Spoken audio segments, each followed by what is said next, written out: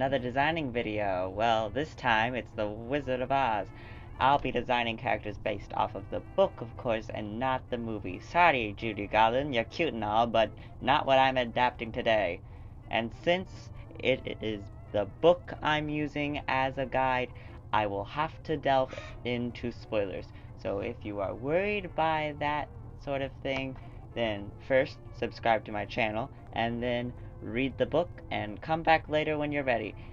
But really, it's not the plot that's the most important thing about these books. It's the world and these characters' lives and the words that Baum uses and the adorable character interactions that truly are the appeal of this story. And I've already started on the second book because I loved the first one so much, and he just gets better. You have to trust me. He's so good. I mean, he's a little problematic, but he's so good. Dorothy Gale, how are ya, hun? So anyway, in the book, she's not so small and weak. She's actually very brave. I mean, her best friends are a living ragdoll, a mechanical abomination, and a lion. And of course, she's a lot younger in the book as well. But they both are very compassionate and have the blue and white dress. But in the book, the blue and white dress serves a larger purpose because, one, blue is the color of the Eastern Munchkins where she first arrives, so they like her already, and two, white is the color of witches, so they believe her to be very powerful. I think the reason why white is the color of witches is because back then, keeping white clothes white was, pretty difficult, so magic must be involved. And, Toto is a Scottish Terrier because that's the breed of dog I always imagine him as. I'm not sure why.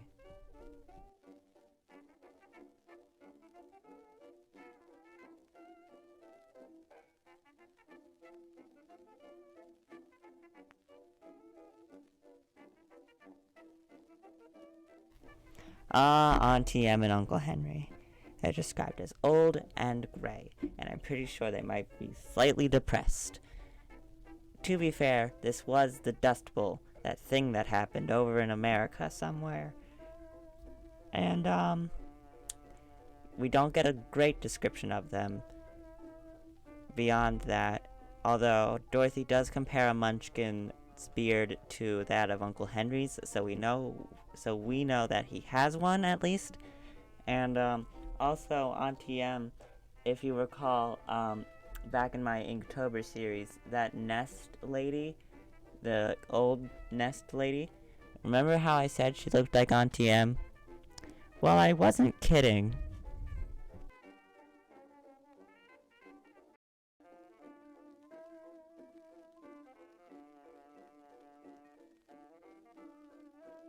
In the book, the Good Witch of the North is a wrinkly old Munchkin lady, but in white. So, that's what I did. I did gussy up her dress a little bit just to make her look more important. And I put a little snowflake on top of her staff because it's colder where it's north, obviously. And I added some purple accents to her outfit because purple is the color associated with the north in the Wizard of Oz series.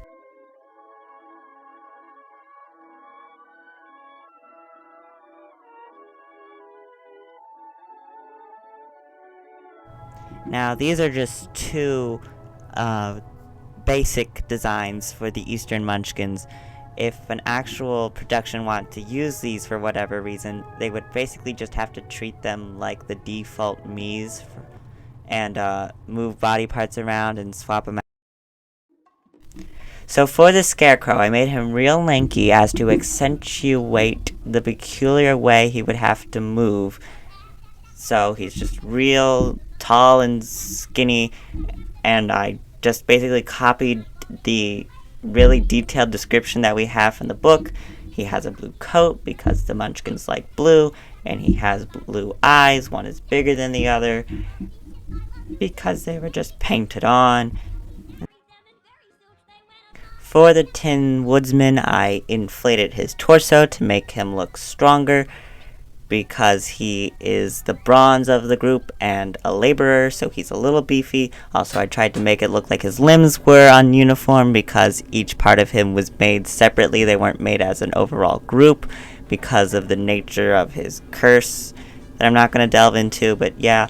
And I started with the rust.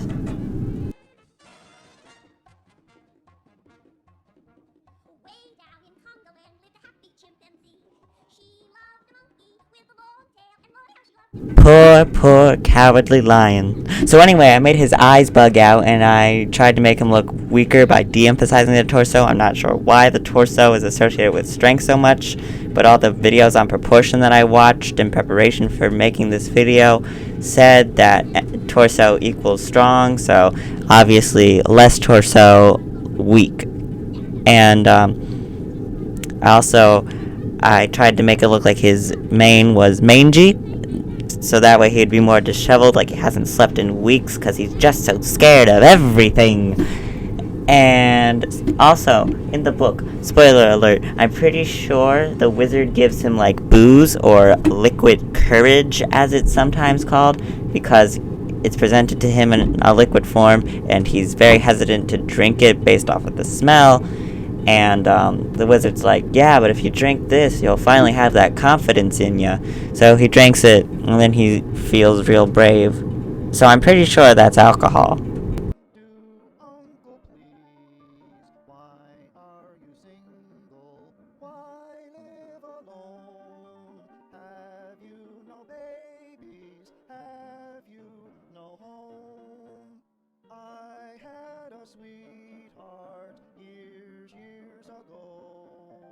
So, in the land of Oz, there are terrible beasts called Kalitas, which have the heads of tigers and the bodies of bears. So I tried to make them at least subtly disturbing, just to add an extra creep factor. But bears and tigers are kind of round and pudgy, so to make them scary, I may have cheated just a little bit and partially based their designs off of the illustrations of Lisbeth Zwelger. Sorry if I really messed up that pronunciation. I'm dyslexic, but I'll put her name on the screen, and you should really check out her work. She's really cool and such an inspiration. I fell in love with her art style the first time I read The Wizard of Oz, and she is just, oh, it's so beautiful. Please look her up.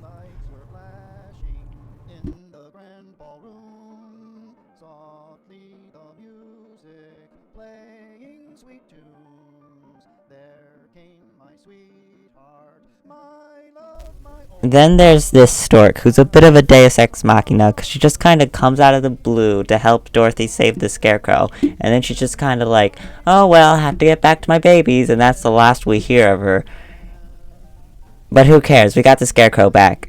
So anyway, I made her a flapper, because, get it, birds flap their wings to fly, and I know it doesn't exactly fit the year that the book came out, but it fits the turn of the century time period that I'm going for, so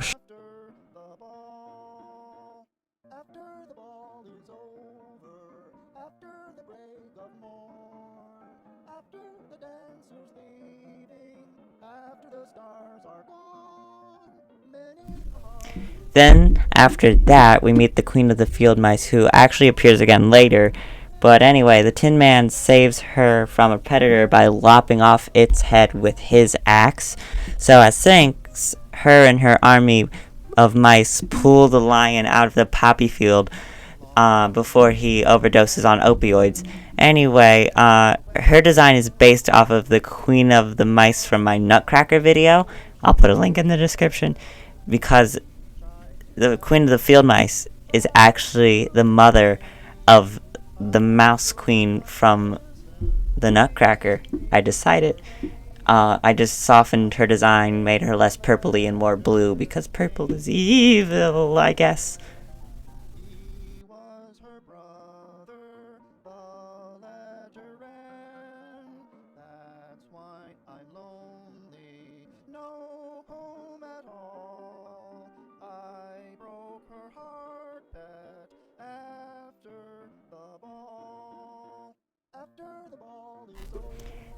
And these are two basic Emerald City Munchkins who wear green as much as the eastern ones wear blue. And you might be concerned about the man's leg. That's because the first green male munchkin that Dorothy meets in the book has a broken leg. I don't recall why, but he does, so I gave him crutches instead of him having to be sitting in a chair.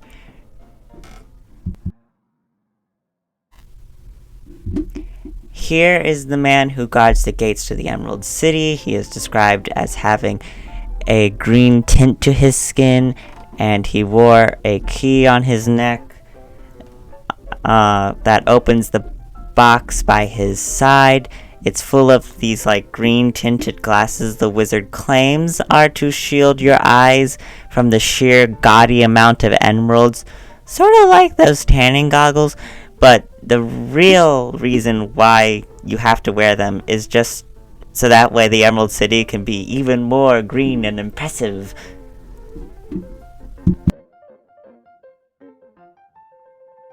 Here is the wizard's guard. His uniform is based off of some from the Gilded Age, which is when L. Frank Baum was a younger journalist. So lots of the outfits are from that time period. And this is the maid with the green hair. That's all I had to go off of. I'm kinda sorta made her look like Karina from Drawfee, but I'm not complaining because Karina's avatar is so cute.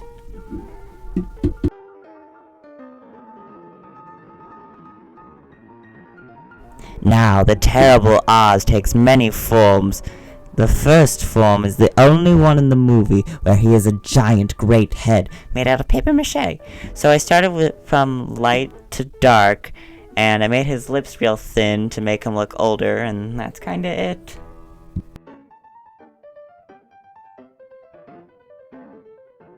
What a beautiful fairy! Yet another disguise of a wizard. It doesn't call her a fairy, but that's basically what she is. Here's a little excerpt for you. Growing from her shoulders were wings, gorgeous in color, and so light that they fluttered in the slight breath of air that reached them. And on her wings I put the symbol of illusion, and this form was achieved through the mystical, the mysterious, the unknowable, the sacred art of drag. Ooh.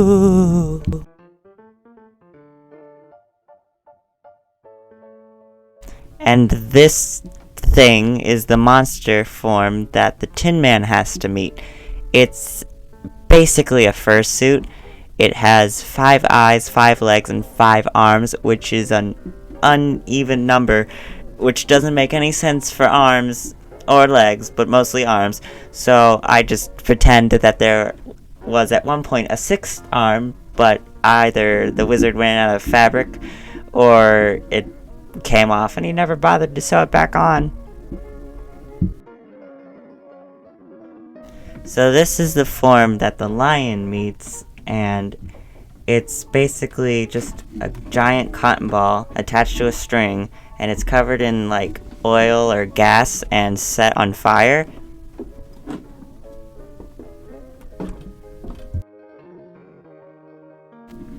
The witch is kinda short, fat, and frumpy, and dresses like a vintage Halloween decoration, which I may know a thing or two about. And I gave her an umbrella because she's afraid of water, and she has one eye that's described in the book that can basically see everything whenever she wants. And with her, I drew the leaders of the black bees, the crows, and the wolves, which she uses to dispatch Dorothy. But they all die because either the Tin Woodsman cuts off their heads, the Scarecrow twists the necks of the crows, or the bees try to sting the Tin Man. But then they all die because once a bee stings somebody, they die, and he can't feel pain.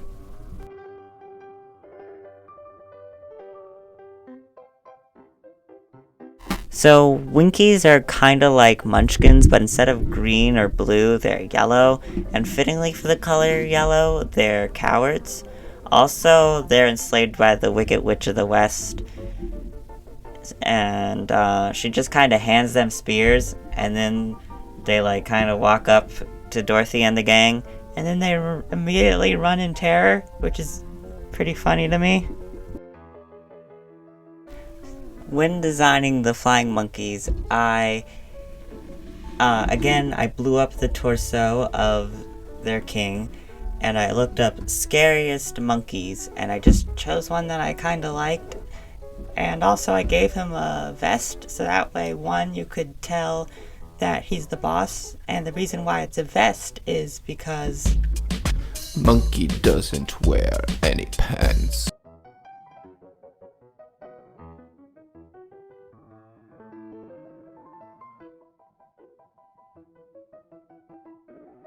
And these two are, Quilala and Gayolet, and they're the ones who created the cap, which controls the monkeys.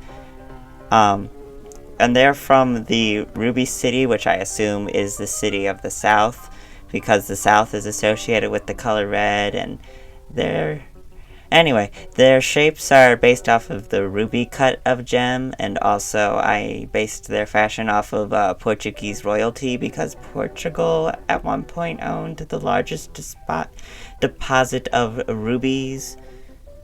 Yeah. This is the grandfather of the King of Monkeys, and he's based off of some extinct species of monkey, or primate, I'm not really sure.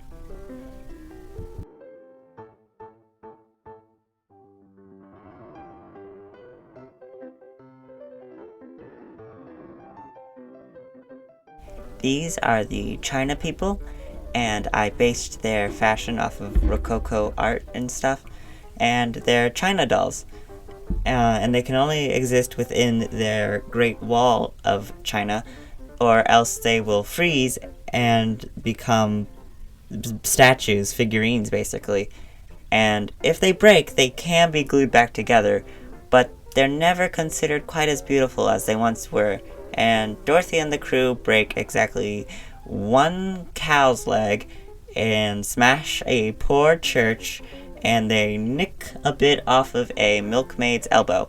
Also, they meet a purple dog with a large head, and the princess, which Dorothy wants to kidnap, but mercifully she lets her stay upon hearing about the whole freezing thing.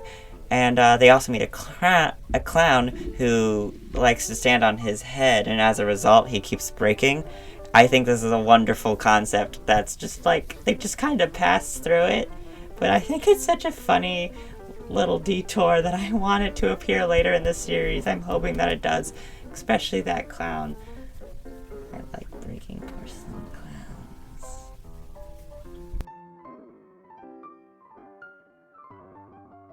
And there's this giant spider with like this neck that's described as being like a wasp, and it has like legs that are like trees, and it has tusk, and I think this is kind of the explanation for that rhino thing, because, you know, the rhino had like a lot of limbs, and they're both described as having coarse black hair all over their bodies and thick limbs, and spiders have lots of eyes like the rhino, and the really long fangs of the spider can kind of be turned into tusk, which can kind of be turned into like a rhino's horn if you get like a bunch of like secondary sources in between there.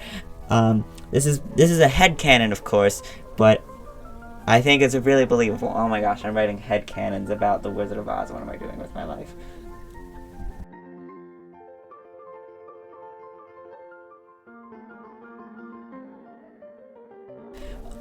Oh boy, the hammerheads. So they have no arms, and they're short and stout, and with flat heads, like the tops of their heads are flat, and they have wrinkled necks which they can extend to basically like punch people with the flat part of their head, sort of like some sort of Joker Jack in the Box thing. You've seen the cartoons.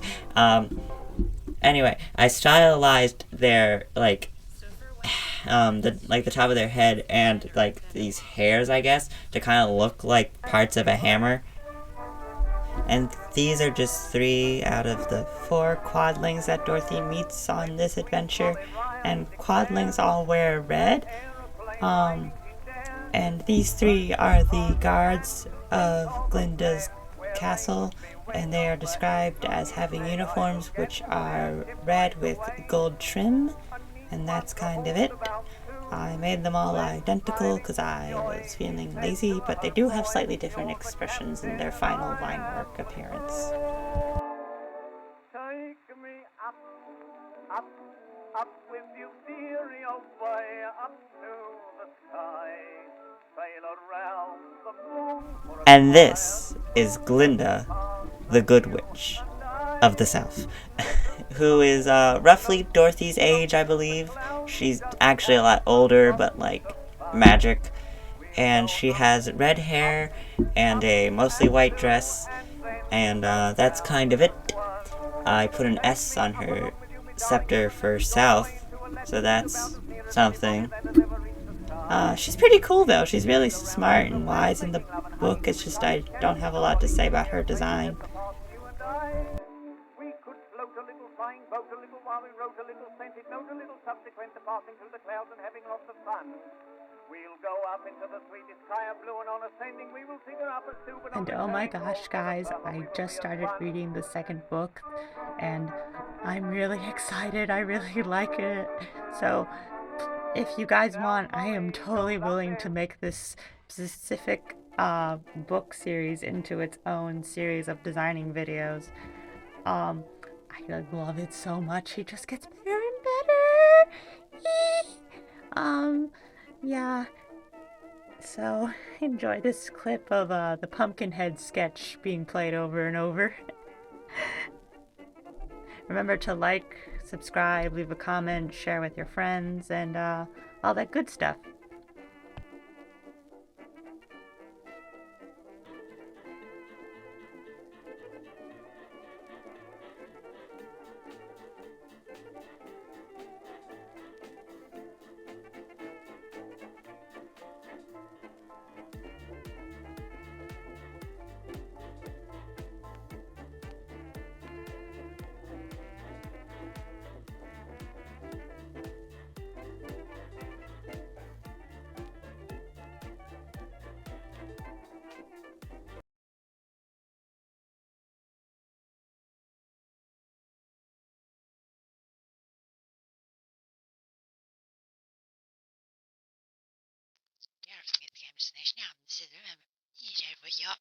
One.